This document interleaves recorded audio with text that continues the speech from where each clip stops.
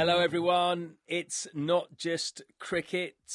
Good to have you all on board again, and good to have my old mate Michael Carberry on board again. We had him in last week, and he was so good we've decided to get him back in for more. And the main reason for that, Carbs, is because I want to speak more about your career and have a general chat with you, because we didn't get to do it that much last time, did we? Spoke a bit about what you're doing now, a bit on your art, a bit on your coaching as well, but we didn't go into you as a cricketer. I mean, do you ever get a time to sort of sit back and think, I'm quite proud of what I did? I mean, it's a difficult one because I suppose my ending wasn't the best. So there was a couple of years where you probably didn't really have the time to sort of reflect, look back. Your mind sort of, I suppose, goes into another phase of life. You're trying to navigate what you're going to do next, and you're kind of at a funny age in life, really, where you're young in terms of life years, but in terms of sport and being able to have another crack, you're probably at the end. So yeah, not really. I mean, probably now is the first time I've really had more time to sort of look back and think about the things I've achieved, and it's more sort of I guess other people coming up to you and saying, "Oh, hey, I really enjoyed watching you play," and doing various stints of commentary when I've gone back to the Utility Bowl at times. Fans that would have watched me play back in the day. So yeah, it was an interesting journey, interesting chapter in my life, and I guess. What are you most proud of in your career then? Without sounding soppy, I think just staying dedicated to all the setbacks, because it wasn't easy. I wasn't earmarked. I didn't come from a private school background, privilege, anything like that, where your starting point, I liken it to sort of F1, where you're front in the grid, so to speak. I was probably car number 21, 22. So not giving up, especially in the early years, where started a very strong squad at Surrey. It was like Man City, doing something that wasn't necessarily done in those days, where young players just left. Yeah, because it was the Galacticos, wasn't it? It was, yeah, absolutely. So who was in front of you in the pecking order there when you were a young lad? Where do I start? Small matter of Alex Stewart, England captain; Mark Butcher, England opening batsman; Ian Ward, England number 4; Mark Ramprakash, England number 3; Ben Holyoke, God rest his soul, England all-rounder; Adam Holyoke, England one-day captain; Martin Bicknell, list goes on; John Batty. Hard to get in that top 6, isn't it? Alex Tudor, Sackling, yeah. It goes on and on. Graham Thorpe, obviously.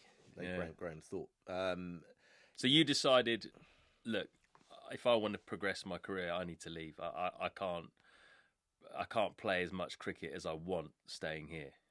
Yeah, as I said, it was something at the time young players didn't really do. You didn't really hear of many players sort of chopping and changing teams. You generally you stayed and you hoped that there was an opportunity. But for me, you had to look at everything in the context of where I was at, where I had a very unique situation where, as I said, I had, out of 23 or 25 players on the staff, 14 of them were international players or ex-international players. So, and the position I was ever going to play was at the top of the order. So that was already, as I said, you're talking about one of England's greatest Test cricketers, probably one of England's greatest left-handers, in Graham Thorpe, so in that middle order. Then one of my best friends, Scott Newman, had just broken in as well. Had a fantastic start to his career as a young Surrey opener. So without any fault, I was still doing very well in the second team. I think my last season at Surrey, I was still averaging better than 45, I think nearly 50, and still missed out. So yeah, it was a difficult decision for someone so young and leaving what you know as well. You know, never really left London to go and pursue. But as I said, it's one of those things I look back on. I was proud I did it, and you know, those are the things that you're most proud about, is that you've taken those brave decisions and you back yourself. Yeah. So you obviously you moved. You know, you went to Kent, and then Hampshire was where you really flourished, right? In not just in the 4-day game, but in T20s as well. Yeah. And then you went on to play for England. Yeah. We'll get onto the one T20 international that you got, and T20s in a moment, because you were one of the early adopters of T20 cricket in terms of batters in this country. But in terms of Test cricket, you played 6 tests, 5 of which were in Australia. Yeah. The Mitchell Johnson Tour. Yeah. Right? 2013, 2014, which I think most of us still remember like still it was yesterday. Yeah. I mean, it's one of the most memorable tours of Australia of recent times, I think, because of Mitchell Johnson. Yeah. How difficult was it facing him at that time, and why was it so difficult? Yeah, I mean, I suppose the first thing is pace, because you know there wasn't many of his kind around. You know, high 140s consistently, even pushing into the mid 150s, and being left arm, and not your typical left arm where he's upright trying to swing the ball away from me towards the slips. It was a low sort of slingy kind of action. So picking him up was at times difficult, because there's a point in time where you lose sight of the arm behind his body. And different to, say, Brett Lee or Flintoff, who could bowl equally as quick, but they show you a lot of the ball, so you can time your rhythm, your movements in sync with them. Whereas his run-up was a bit sort of stop-starty as well, and with that big delay and sling, you never really knew. And again, how the ball came out as well. Some swung with the wind, some went gun barrel straight. So and his bouncer obviously was probably his best delivery, I would say, because it was never too high. It was just at a point where you always had to feel like you had to play it, or you had to try and ride the ball, which at that pace is difficult. They set clever fields, you know, leg gullies and things like that. So you had to be prepared. I mean, I think when I look back on the series, I mean, I'll never lay claim to say I dominated him and took him down, but I certainly came, you know, I'm pleased. Again, I went away for, I mean, part of my preparation always as a pro from very young was to, you know, go and have sessions where you're putting yourself in an extreme situation, extreme pace. You know, I always trained with the dream of one day playing Test cricket. Being in that scenario, basically. Yeah. So for 15 years or so, you know, I've always geared my training for that moment, to be able to, and being an opening batter as well, I guess you're always facing the quicks, and I was lucky in the era I played in. You know, you had the likes of Harmison and Fred, and you know, Guy and Simon Jones, who could bowl quickly, and you're facing these guys in first class cricket, so you're always getting a regular test week to week. But I did a lot of preparation. I mean, going back to that time, I mean, the hits I took in training, you know, the body and the neck, in the chin. What was that like? Sort of tennis ball being served at you, or did you crank up the bowling machine up to really high? How would you prepare for something like that? A bit. I mean, the sidearm just sort of come in, so that was quite good. So I'll get the coach to come from slightly shorter distance, so we'll come in maybe off 16 yards or so.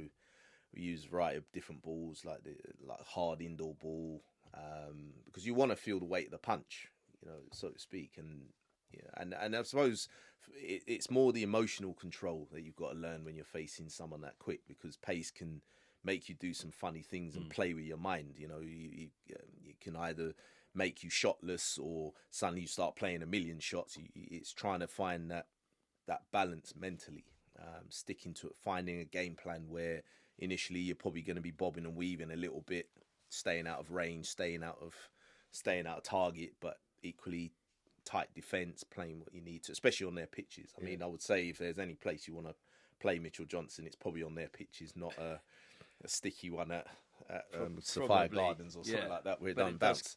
Does carry through though, doesn't it? And you talk about, you know, sort of staying strong mentally in the face of that kind of pace, and like maybe it wasn't all down to Mitchell Johnson, but a lot of things happened, you know, off the field, didn't they? Really on that tour, and we've just come off an Ashes tour where, you know, people are talking about what was going on off the field and you know, kind of preparation and all that kind of stuff. It's kind of a hot topic. So what was it like on that tour? Because like Jonathan Trott, he basically had a you know, sort of mental breakdown, didn't he?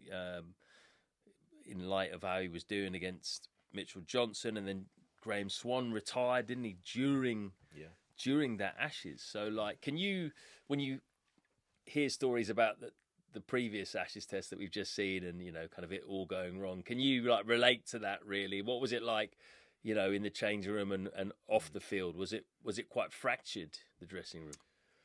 I think it became more fractured as the series went on. I think the drubbing we got at the Gabba, I think the first test was where Mitchell Johnson completely blew us away with that amazing spell, 7 for 40 or whatever it was, first innings, and then second innings they were just rampant. You know, they were you know, he was really tail up. I mean, look, me and Trotty competed a lot of the time for the same spot, so we went on numerous Lions tours together, and I've always rated him as a fine player, had a great record for England. But as I said, I mean, look, pace can do some funny things, and you know, it's the kind of thing you've mind, body, and soul has always got to be in sync when your technique and your temperament is tested in that way where we were. But I think the dressing room environment at the time, I think not just Mitchell Johnson, I think it all led to, sadly, him leaving the tour as well. It was a very intense environment, which surprised me a little bit, because remember, I came in after many years on the outside, looking at this team, you know, getting to world's number one, and you know, we had some of England's great, you know, go down as some of England's greatest cricketers. So it was a little bit surprising that when you get in the environment, when I finally got a foot in the door there, which was unexpected, because I don't think me and Andy Flower had the best relationship to begin with anyway. I don't think he really wanted me in that team anyway, but you know, that's by the by. So I always felt, you know, the guy had to do more than most other people just to get a sniff. So when I finally got in there, it did actually surprise me.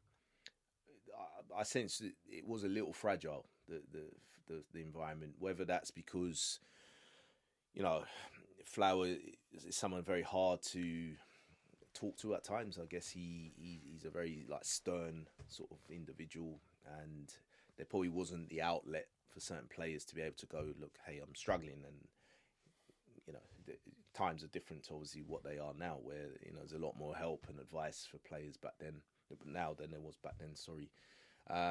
So I think all those things led to a lot of players probably, you know, struggling mentally, even though it didn't come out. But obviously Jonathan Trott did. I mean, Steve Finn was another good friend of mine as well, was another one who struggled on the trip as well, and that was sad to see as well.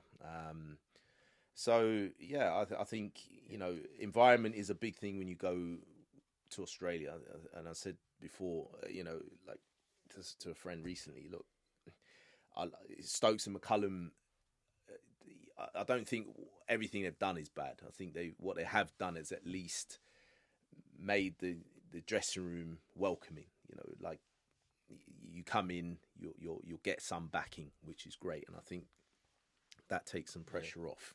But it wasn't like that when you were playing. But no, you still, I mean, you mentioned it there. I mean, I think, did you have the second highest average coming out of that? Yeah, and yet you didn't play for England again after that.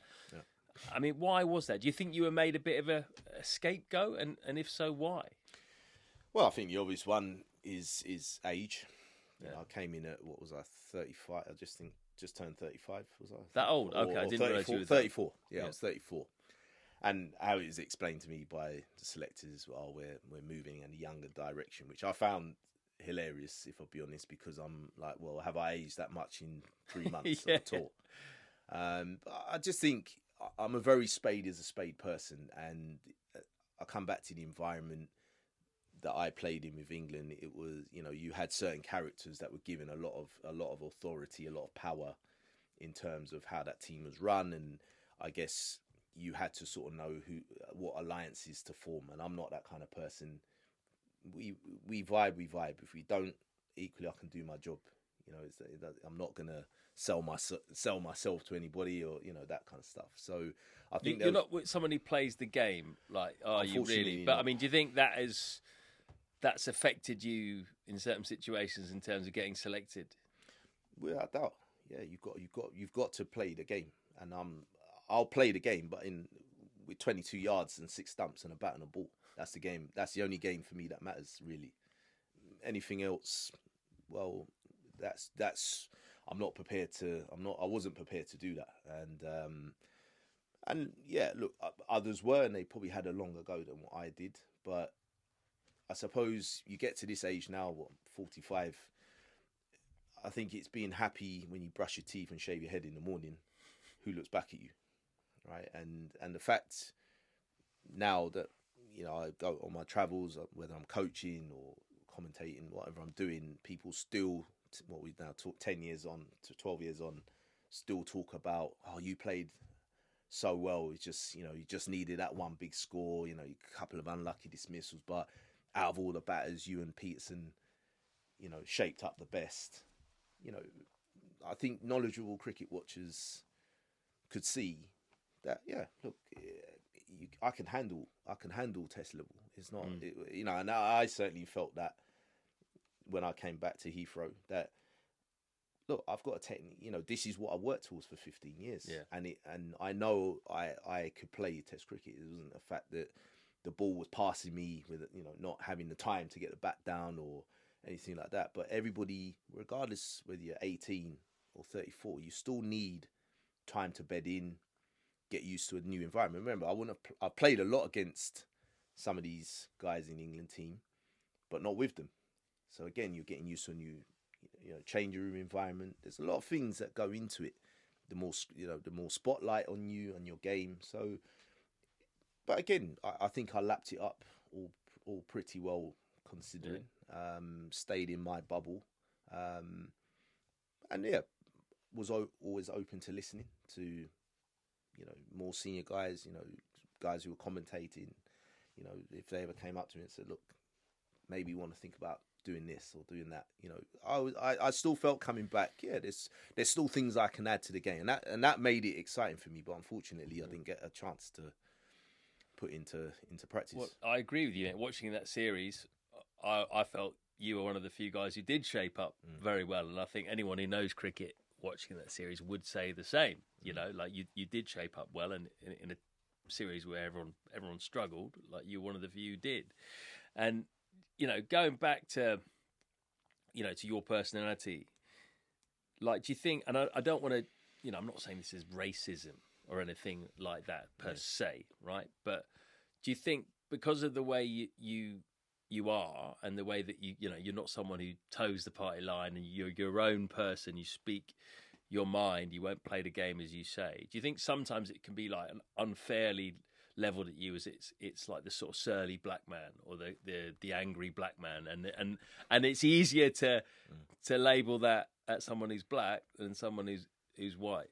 Yeah, definitely, 100%. I mean, this is I suppose every black athlete's frustration is that, you know, we're in a world now of more tools and aids to get to understand people's personalities. You know, you sit with psychologists now, they got you doing Myers-Briggs tests and various tests to understand how you think and how you are as a person, but yet still the stereotypes remain that if you speak your mind, you're angry, right?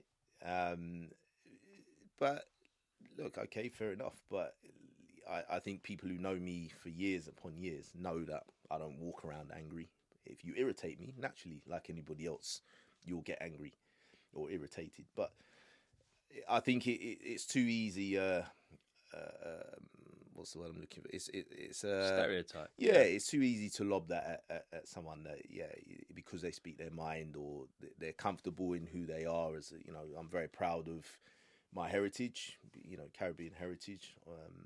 You know, interestingly, you know, when I first made my Test debut, Bangladesh, I think it was 2010, and the first question asked of me was not well done, you know, for getting to play for England. I mean, what an amazing story, achievement, you know, the county journeyman, all that stuff. Was how does it feel to be the first black man in 10 years to play for England? That was the first question. First question. So not the fact that I'm just a cricketer proudly about to walk out there for my country after, as I said, 12, 13 years of toil, graft, moving counties, leaving home, you know, setbacks, injuries, illnesses to get there. Just first thing, how does it feel to be the first black man to represent England since Tudor? So that struck a chord with me. That, okay, so I'm still seen as an outsider then. You know, if I came from South Africa or down the road in North London, would they make an issue of my colour of my skin? You know, that to me always struck a chord. You never felt like you're part of it. It was always, but you're a black guy, innit? Yeah, I'm aware of that. Which disappointed me a little bit, but I guess I've always been acutely aware that more than most players, spotlight is always on me, you know. But it's also the thing that fueled me as well. You know, when you look at how long I played for, you know, you learn to cope, you learn to use it to propel you. I didn't see my colour as a negative. I actually very proud because the way I played was a blend of both cultures. You know, I'm as English as can be, born London like you, and you know, obviously I have my Caribbean heritage, which had a massive influence on why I took up the game. You know, watching that great West Indies of the sort of mid '80s, late '80s, going into the '90s, the emergence of someone like Brian Lara, just as you know, cricket really started to take off for me. You know, brilliant left-handed batsman. Myself, left-handed batsman, so you know I had someone to sort of aspire to. Join the county game at 17, 18, playing county cricket, second 11. You know, there were still one or two guys around, likes of Adrian Rollins, Robert Rollins, Lesroy Weeks, Carl Greenwich. You know, guys around that. Again, you know, we were still a small community of players then, but there were guys that had been there before you and could kind of, if you like, show you the ropes, you know, take you under their wing a little bit and just advise you and guide you. And then obviously when they go, you're a bit more fully fledged. Yeah. But there isn't that really anymore, isn't there? There aren't really the numbers now, are there, that there used to be? I mean, you would have become one of those guys, right? Yeah. Like, you know, back end of your career. Yeah. But, it's a well-documented thing, isn't it, that there seem to be less black English cricketers, right? I mean, I'm sound like the guy asking you the question now again, you know. I'm the last living one, yeah, I think, yeah. You know? But, it's interesting, isn't it? How I mean, do you have your own thoughts as to why it's kind of dropped off? Because, you know, me and you the same age, and we would play club cricket as, say, young teenagers. Yeah. And I always remember when I broke into the Hampstead Cricket Club first team, Gary Headley was captain, Bajan guy, and I reckon we had 5 or 6 Caribbean players, English Caribbean players in the side. And then it's just slowly sort of whittled away, and I don't think there'd be any now, to be honest with you. And you play against lots of clubs, which would be all, not just in London as well. Like, you know, there was a team in Nottingham. Yeah, Cavaliers. Yeah, Cavaliers, right? Cavaliers, yeah. And there'd be quite a few clubs around the country, which would just Bristol Cavaliers heavily English Caribbean. I don't know. I don't know whether they're around anymore. I mean, is what would you put your finger on?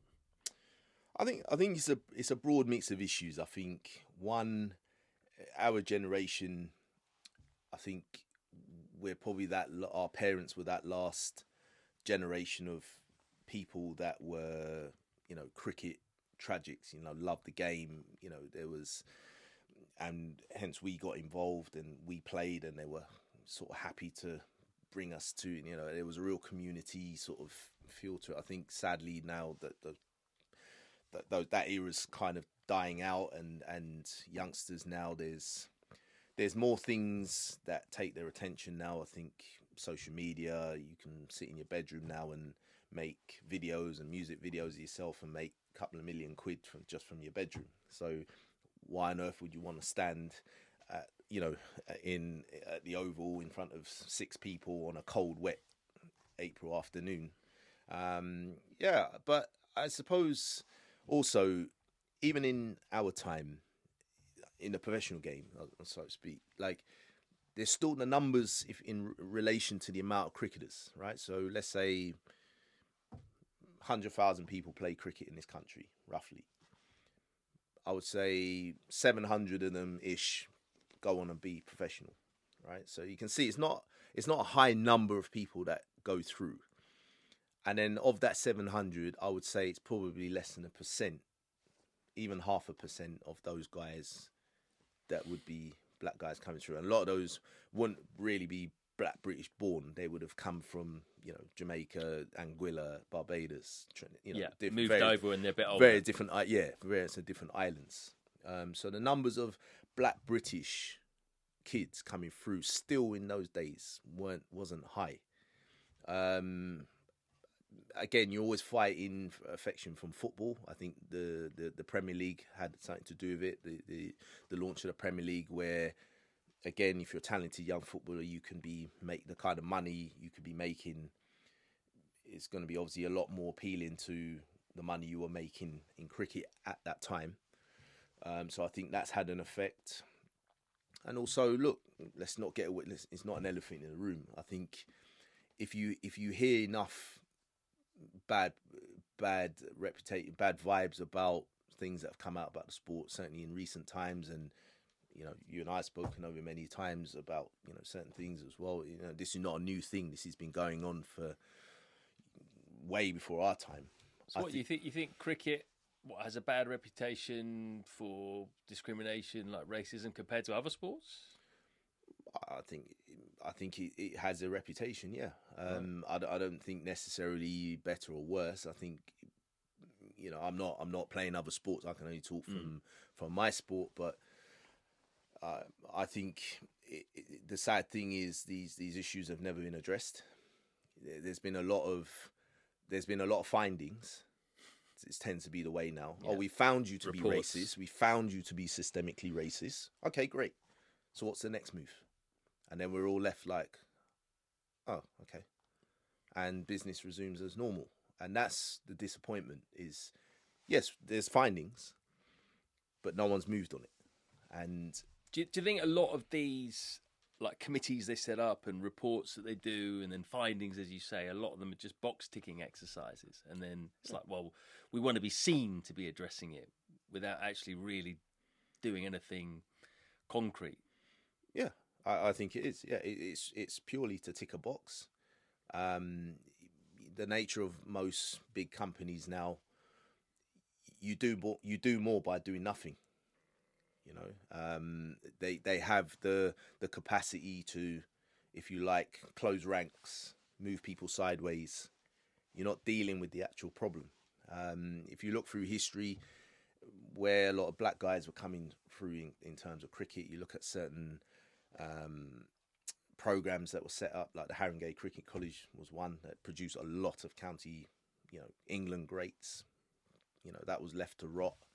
They've tried various different ones, Lambeth Cricket, they've tried Chance of Shite. There's been loads of different programs that have never really ever got off the ground. And the other thing as well, Floyd, to remember is who's holding cricket accountable. Now, having gone through a bitter end to my own career, I mean, you learn about the governance of the game, because I think it starts there. It's very much, I went along thinking, oh, the ECB runs the game, but then you actually work out that the counties are the ECB, pretty much, right? It's the 18, major counties and a few minor counties thrown in there as well, where you have, I suppose, essentially 18 separate businesses running themselves. So they're all marking their own homework. So what in all these reports and findings, which is great, don't get me wrong, and you as a black man, you feel as though for a slight moment there, okay, this is finally the time now we're gonna start to see progress. Who's holding? Where's the accountability metrics? So setting, coming out with a 12-point plan of, yeah, we're going to do this, we're going to do this and do that. Okay, great. So when it hasn't happened, who's able to tap on the shoulder and say, hey, you said you committed to this, yeah, and it hadn't been done? Because what's happened now? Business as normal, isn't it? So it's got to. I've always believed with racism, one, it's not my problem to fix. It's not a black man's problem to fix, right? And second of all, it's got to cost people dearly to change. Sad as that may seem, as that might seem, it's got to cost people to change. So if it costs, what do you mean by that? Financially, unilaterally, that's the only thing companies care about now, right? It's got to. Let's say, for example, if it cost the ECB 50 grand a day, something would have been done. Something would have been set up, and it would have had all the metrics needed. So we look at how we've done over 6 months, over 12 months. What's our 5-year projection? All these things, all the things that need to be done. So it's a proper job. This is something that me and Azim sort of argue about a little bit. Not argue, but debate. And we had the great Michael Holding on about a year ago. Managed to get hold of him out in his bunker out in Cayman, and we had a really good chat about him. And we just went over, all of the George Floyd stuff and his speech on Sky and all that. And his point of view is, look, cricket doesn't have a racism problem. Society does, right? He's like, look, cricket does have a problem, but it's because society has a problem. Yeah. And Azim doesn't really agree with that. He's like, no, I think cricket's got more of a problem and needs to admit it's got a problem. Whereas I kind of take the Mikey angle. I think that cricket's not going to be sorted out unless you sort society out. Absolutely. Right? Isn't cricket just a reflection of society? Absolutely. Yeah. Sports reflect society. Yeah. Absolutely. But at the same time, you can say, look, these things are happening in cricket. It's our responsibility. We can't worry about what's going on in football or what's going on in this country. We need to fix what's going on here. So I kind of see both sides of the argument. But I feel, sport can be a driver for a lot of things, because it's the one thing that can unite lots of people from different, it can be seen as a bellwether. If you're seeing, say, cricket doing the right things and being inclusive and as I say, holding themselves to account, then your hope, and that's all you can really hope for. That's all you can really do. I'm not sort of living in the clouds here. All you can go on is hope that others will follow. As I've always believed, and I've said this on other shows before, you've got to make racists feel hard to be included. If you flip that around. And that's where I think you can make the biggest dent in things. I'm not saying you're not going to get rid of it. And I think that's the important thing to say to black people and people of colour. And, don't walk around head in the clouds thinking that, oh, we'll set this thing up and it's all done. You're never going to get rid of it. But when it happens, there's got to be something in place to be able to hold the relevant people accountable, but hold the sport accountable. I think for too long, as I said before, yes, we spend millions on these reports that end up just on someone's hard drive and no one opens the file. And then we'll wait another, 10 years before, sadly, what happened to Azim comes out, and, you know, he laid his soul on the table and stuff that's happened to him, where he lost his career and, you know, various things. To then think, oh, we've got to do something now. We in knee-jerk reactions. Oh, we'll do this, and, you know, we'll open this department and that department. But my honest belief is, I don't think, and this is where I kind of agree with Mikey to some degree, the game isn't the problem. The game works. I'm sat here as the last living English British Test cricketer, right? British born. The game works. I came through the county system from age 10 to 38 when I left. It works. The problem is, it has got very stuck in its ways. It's happy to get the same kids from the same areas, from the same backgrounds all the time. It's not prepared to go and spread its wings and go and find talent in the rawest parts or the rawest boroughs in a city. Right? It's always been kind of your private school. There's certain private schools that they'll go and they know they can go and get those players. They trust those kids that they're not going to show them up and they're not going to embarrass them. They'll be well groomed. You know, they have proper coaching and all that stuff. Versus coming to Croydon, where I'm from. And the one man that did, God rest his soul, Brian Ruby, took a punt and decided to invite this little kid down to Guildford. Never heard of Guildford. Right? And we turned up, and that basically gave me an opportunity that I wouldn't have got anywhere else. You know, on another day, another coach would have come down and it would have been a bit of a ball ache for them to come down and go, all right, let's get through this for 2 hours. Yeah, all right, see you later, kids. I'm off. But for one reason or another, Brian saw me and he thought, I'm going to give this kid a chance. You know, there needs to be more of that. That you're talking since 1990. I've not seen or heard of anything going on, you know, how big a county Surrey is, to say, right, are we still looking in those areas for raw talent? Yeah. Ace, what's Ace? Isn't Ace doing that?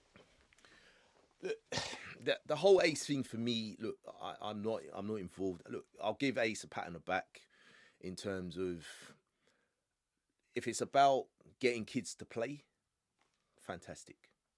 I don't agree with a lot of the other stuff that I've seen recently with, you know, the Troy Henry situation, giving players contracts, participation rewards. I don't agree with it because, the reason why I say that, I'll stand by it, is I didn't have participation rewards when I played. You want meritocracy. I want to be picked on merit. I was always picked on merit.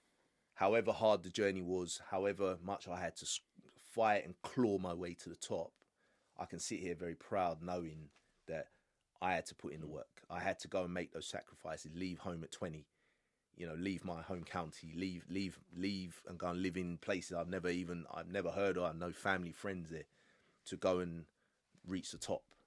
So, like I said, if it's about getting kids to play and getting investment in the state school, I'm a state school boy, you're a state school boy, you know, cricket is a unique game, as we both know. It's not like football. Me and you can stick 4 water bottles down. Let's have a game of football.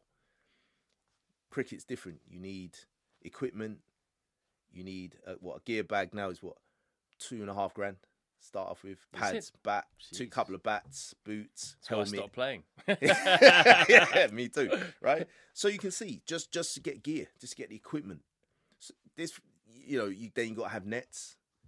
Especially it's cold out there. You don't want to be netting in this weather. You know. Then you got to pay the coach. You got to pay lane hire.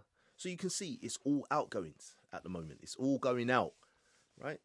So, as I've said before on various, you know, when I've done various talks on this, there's things the game can do in the near term. If it's about making the game inclusive, there's things you can do in the near term. You've got to bring the game to the people, right? If you're making things like equipment so expensive, you can see already it's only going to appeal to one set of people, the people who can afford it. Then you can't complain when you get a certain demographic only right. that are playing the game. Mate, It's been really, really interesting. I've loved listening to your philosophizing about the game. And no, it's very interesting, man, because you're a deep thinker about it. And, you know, you always have an opinion and you speak your mind. I love talking to you about cricket and all the stuff around it. It's been really enjoyable. Thanks for having me on, man. Oh, mate, pleasure. We'll have to get you on again soon. Yeah. When Azim is back, we'll see if we can all three of us get in the studio. Yeah, love to, man. Getting the bigger one over there. Should we go and get some food? Sounds good. Yes. All right. I hope you guys enjoyed that. Michael Carberry, my old mate, back in the studio with us. We'll get him on again because he's brilliant at everything at some point in the summer. Make sure you follow us on all our socials at INJC Pod, and do check us out on YouTube as well. We're going to get this whole episode will be up on YouTube, so you might even be watching it right now. We'll stick that one up as soon as we can, plus a few of the others as well. Thanks very much for your support, guys. We'll see you soon.